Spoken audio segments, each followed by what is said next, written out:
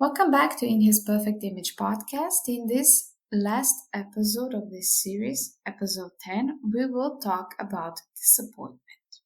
So I wish that life would only be full of success and joyous, peaceful events. Yet many times we are, of course, met with disappointment. I can attest to so from my own life. As a former atheist, I didn't actually have a really great habit of planning installed into my life.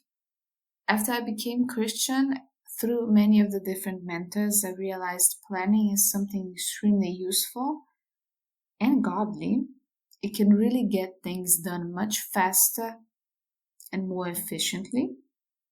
But it's a habit that I've continuously had to work on and can at times still have to work towards even nowadays.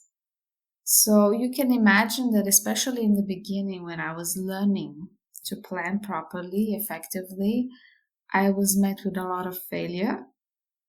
And sometimes it was, of course, because of me, my own planning, failures, and lack of self discipline. But there were also moments when it was external of nature. I didn't really have any control over it. And as you can imagine, it can be quite devastating. Per KJV Dictionary, disappointment is defined as defeat or failure of expectation, hope, wish, desire, or intention. It can also mean, of course, miscarriage of design or plan.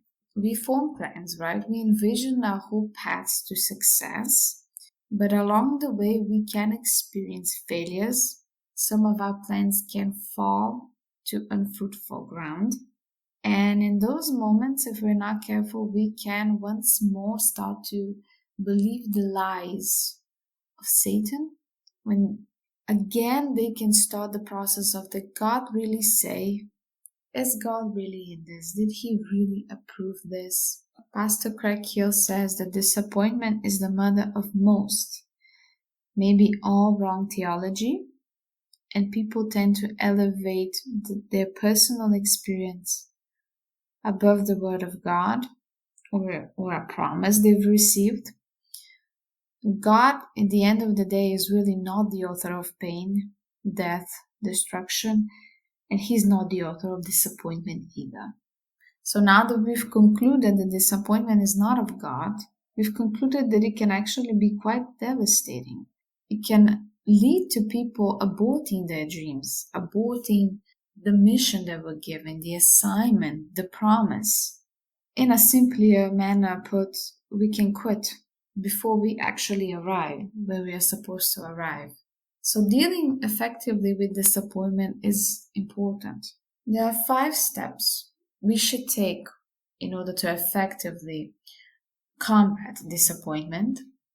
First, we need to pour out our souls by exhaling all the toxic emotions.